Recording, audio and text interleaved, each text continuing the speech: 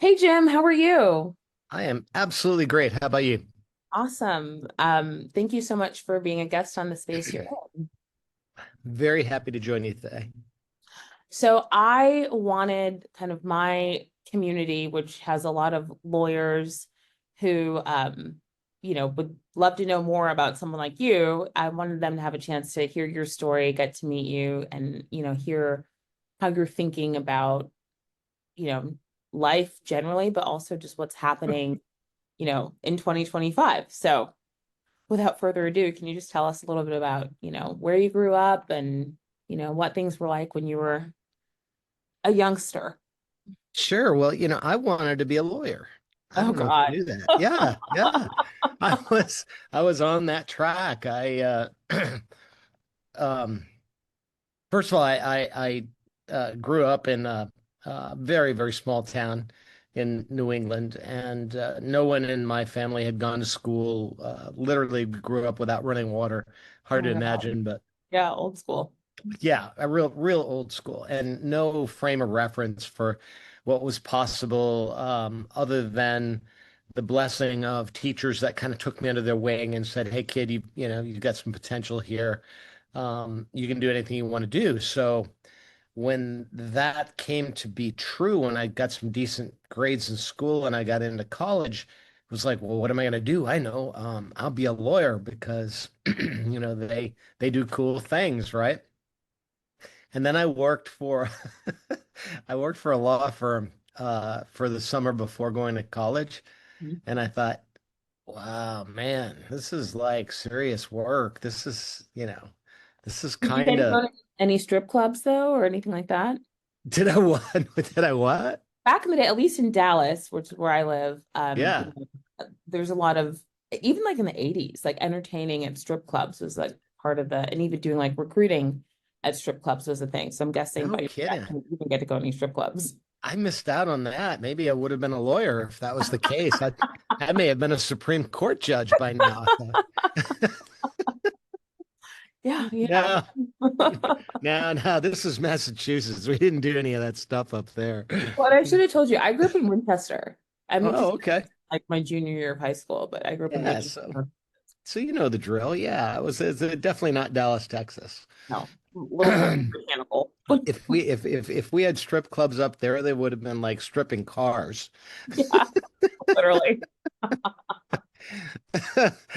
Anyway, um, so I here I was. I get out of college, or I'm in my senior year, and I'm applying to law school, and I get into a couple law schools, um and and I had a professor who was a history professor who said, "So Jim, what are you going to do?" And I said, "Well, got into Villanova and Suffolk and a couple of other schools. I didn't get into the schools I wanted." And he said, "Well, why are you going to law school?" He said, "You're going to make a terrible lawyer." Oh, Yeah, nice. He was right, and um, he talked me into applying to Columbia because they had a JD MBA program. He said, just one more year and you'll get an MBA, then you've got the flex, so you can pick your direction. I was like, oh man, I don't even know how to spell MBA. You know, I didn't know anything about business. It was like the only thing I knew about business was my dad worked in a factory. That was business. I wanted nothing to do with business, right? funny. And back in the day, the only business class we had was girls taking typing, literally, Wow. Okay. right? Was it I called mean, that was, keyboarding or what was it called? pardon? Was it called typing or keyboarding or what was it? Typing, yeah, because it was like typewriters and Okay. stenography and stuff like that. They were training to be, what they would have called secretaries back in the day. And I mean, that's how clueless I was. I had no frame of reference at all. Somehow, by some miracle, I got into Columbia, and the law school waitlisted me. The B school accepted me right away. So I was like, okay, I'll start backwards. I went to the B school first, got a job in the summer for an internship after first and second year. And instead of going back and doing the next year at the law school, I bailed out and said, Made some I'm just money. I'm just gonna make Make it some hard. money. I'm starving to death in New York City. Hmm. Maybe I'll just get the MBA and then I'll go back to school. And it turned out that was probably a blessing because it ended up being a bit of a safety net. I never took business seriously because Mhm. I always thought I was going to go back and go to law school. So it gave me a different kind of fearless approach in the business world because I said, I don't have to worry about being political or being careful. I can say what I believe and do what I think is right. And what are they going to do? Fire me? Good. I'll go back to school. Maybe I'll get severance, right?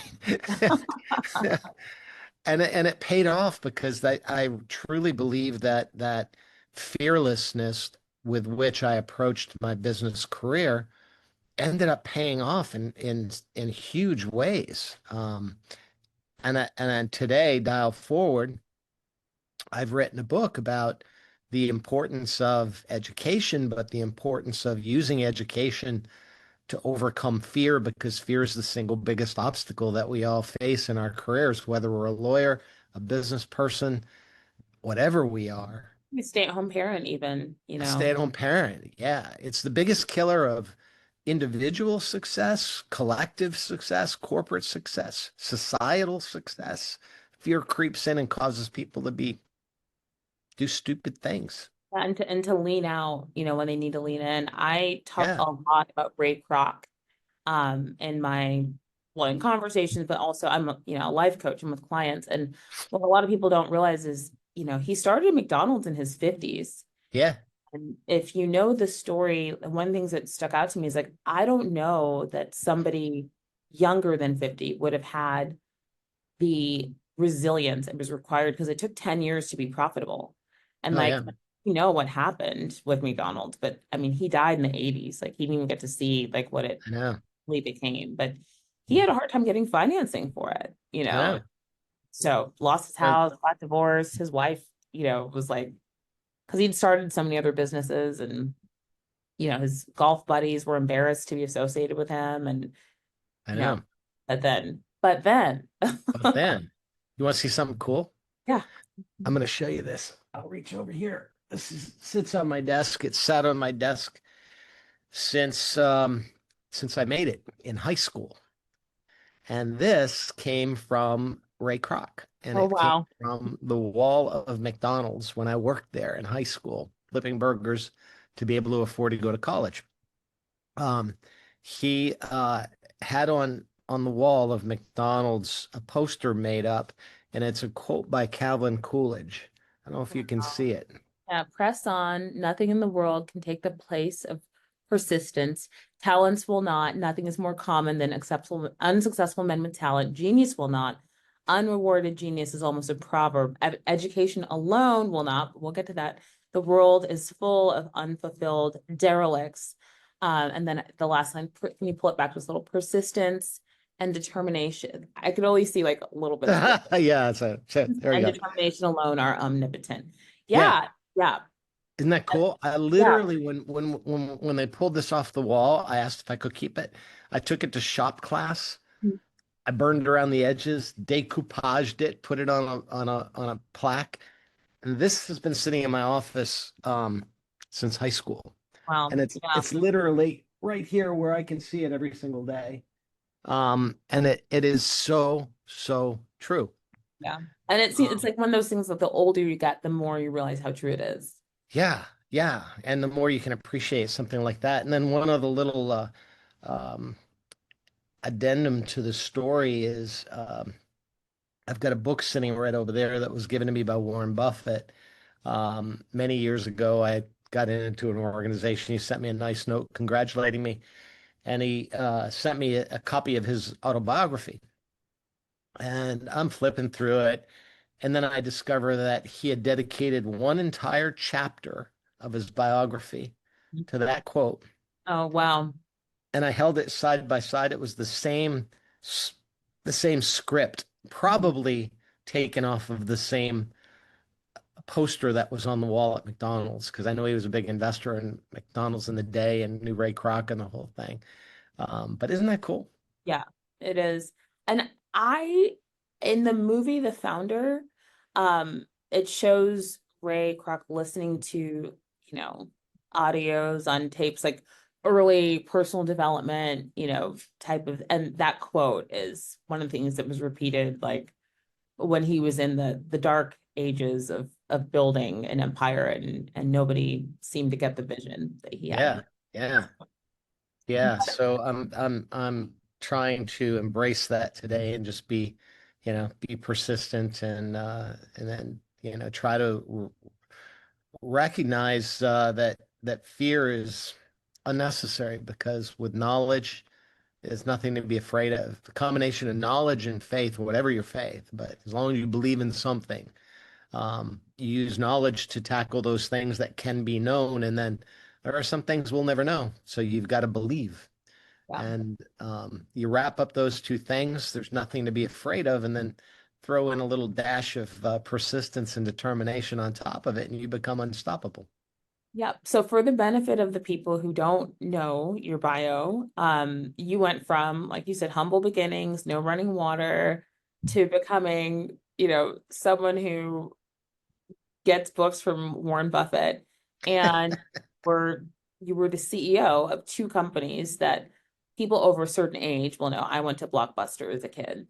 Um, and then also 7-Eleven. So can you just talk about your experiences with tackling fear in those roles? Yeah, found myself in the midst of rough and tumble corporate world, and corporations are tough places. They kind of dog eat dog kind of environment too often, where you get people who are very aggressive and struggling to climb to the top of the corporate ladder and all that stuff. And I had to deal with a lot of corporate nonsense, as most people do in their career. Um, but I think again that probably that safety net of, early in my career, I've got the option of going back to school. So, I still would love to be a lawyer. And if this doesn't work out, I can do that. So it allowed me um, to be a bit immune to the noise. And this is what happens. There's noise around us in the corporate environment, especially, but in all environments where going all the way back to the third grade, you had kids saying, "Why are you raising your hand?" Don't be one of those people, right? Well, but you want to succeed. You want to show the teacher how much you know. That's a good thing, but you have other people trying to pull you down, pull you back. You have other people trying to tell you who you should be, how you should behave. And the reality is that third grade experience, it's the same thing that happens in the corporate world when you get into a role and you have all these people that don't want you to succeed because you're going to make them look bad, Yeah. or they want that promotion or whatever. And so you just got to block out, just like you did in the third grade, and say, I don't care. I'm going to raise my hand. Yes, teacher, I know the answer. You have to block out that noise in the corporate environment and say, I'm going to do the right thing. And if they fire me for doing the right thing, I'm probably in the wrong place. Yeah. Well, and I like the point that you made about faith needing, because I feel like in my experience, what I've seen is people in big organizations, and I've worked at Goldman Sachs, so I think I know something about big organizations, as people will almost it's like they treat working for their company almost with a level of devotion that you see in like organized religion. Yeah. And it's like they would like live or die for the company, which I am a fan of being a good corporate citizen, but there's like a line where it's almost like a zealousness, and it's like, you know, end justifies the means, and you know, their sense of morality and values kind of gets blurred, like anything for the company. And those people can be so dangerous if they decide that you're a threat, because Yeah. they've already decided that they're willing to sell their soul, their cousin in a blood sacrifice, whatever they got to do to get to the top. And if you're in their line of sight, then, you either have to play the game better than them or move out the way, Yeah. Yeah. No, it happens. And I try to understand that in the course of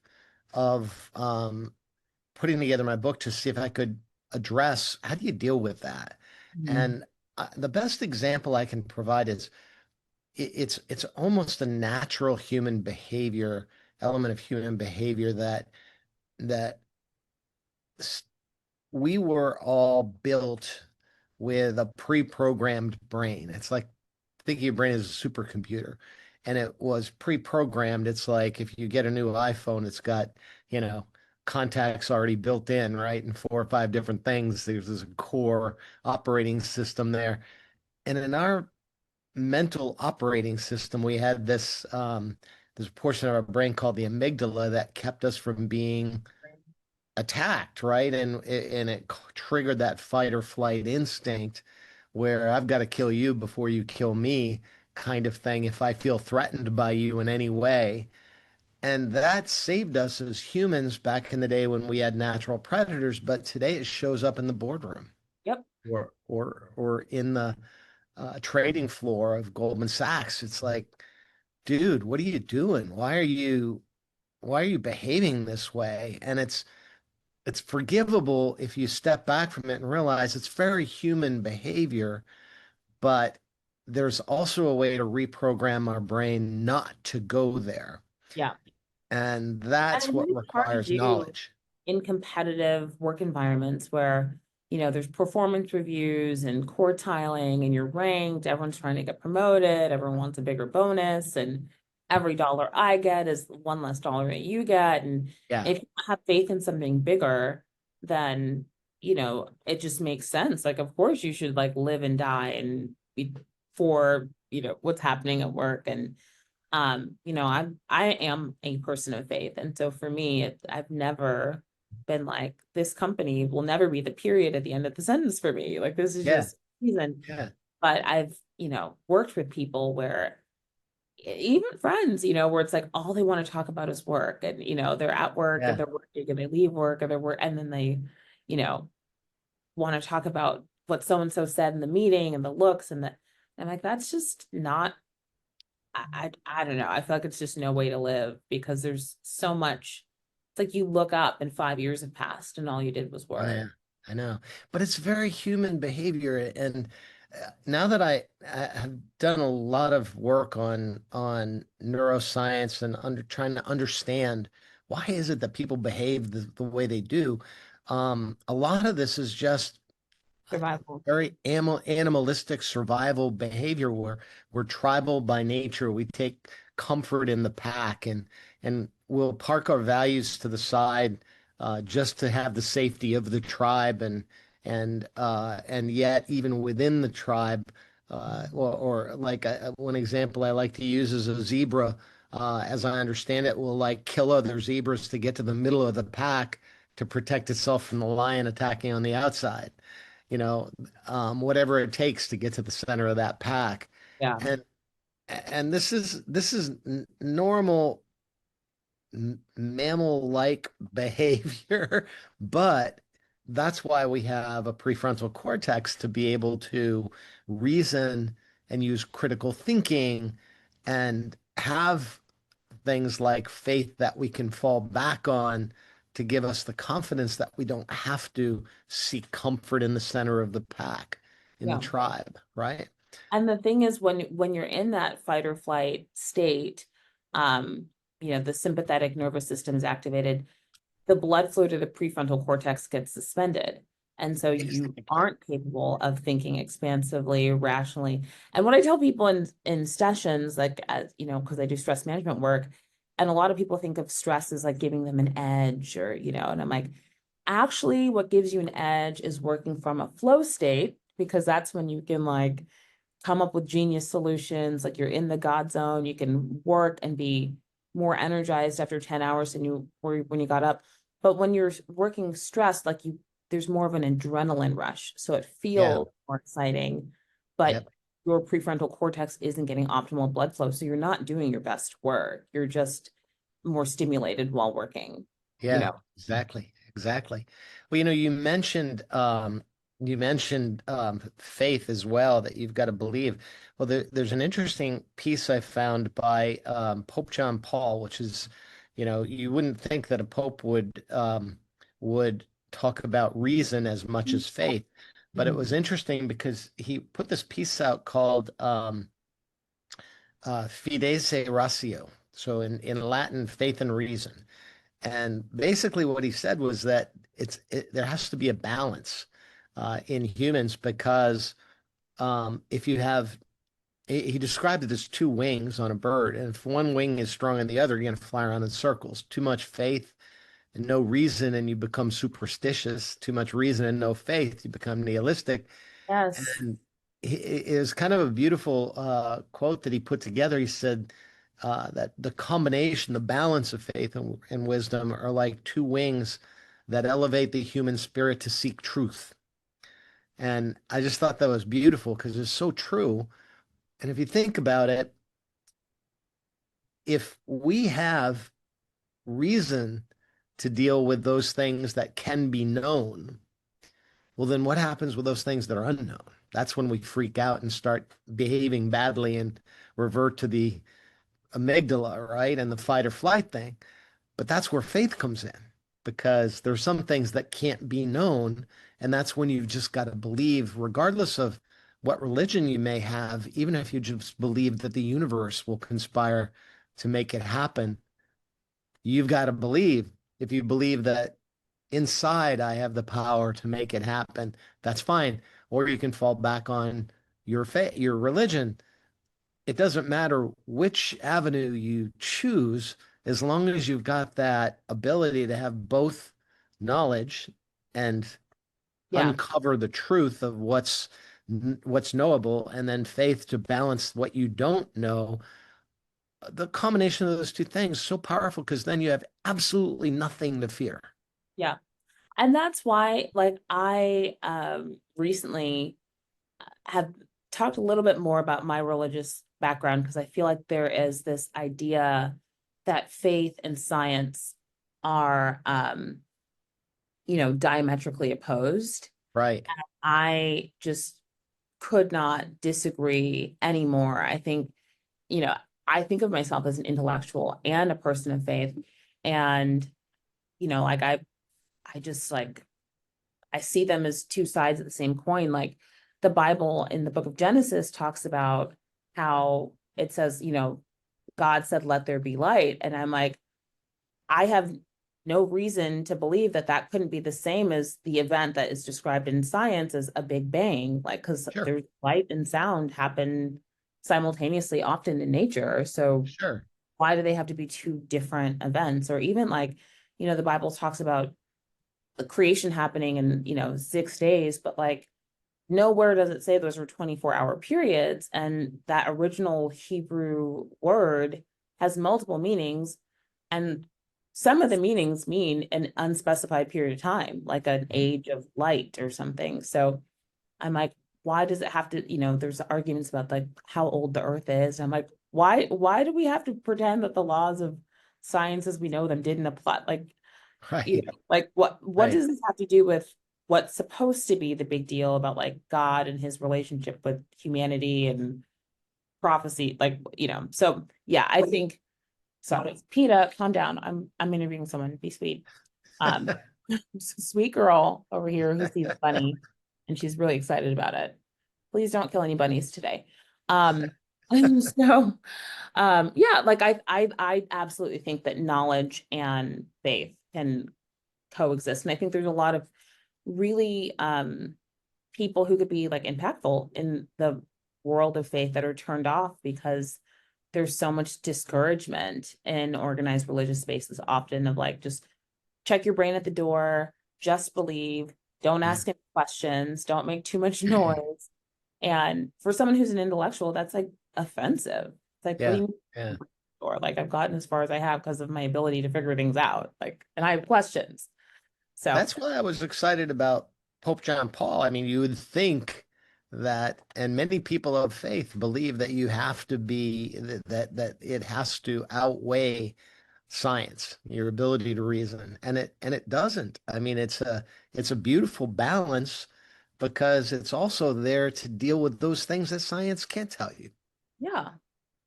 Yeah. But then when science can tell you, okay, now we still have that appropriate balance. And I think if more people would look at it that way, we'd certainly have less to fight about.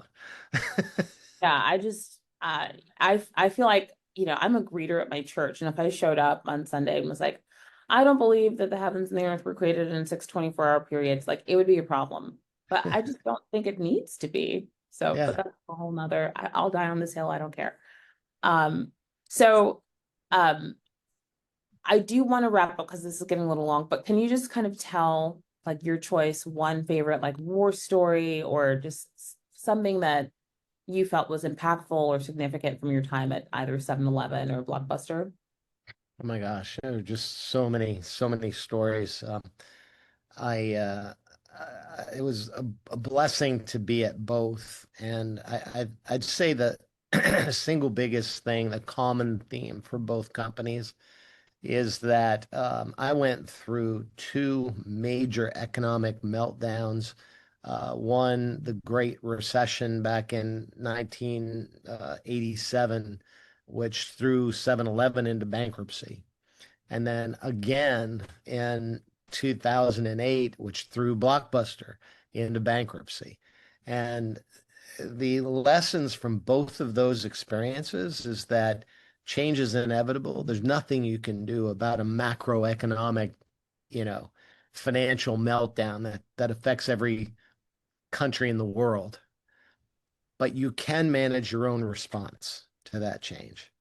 And inside of that is opportunity. And so that's my big learning, my big takeaway from all of the years I've been in business, both big business, nonprofit, small companies, is that change equals opportunity.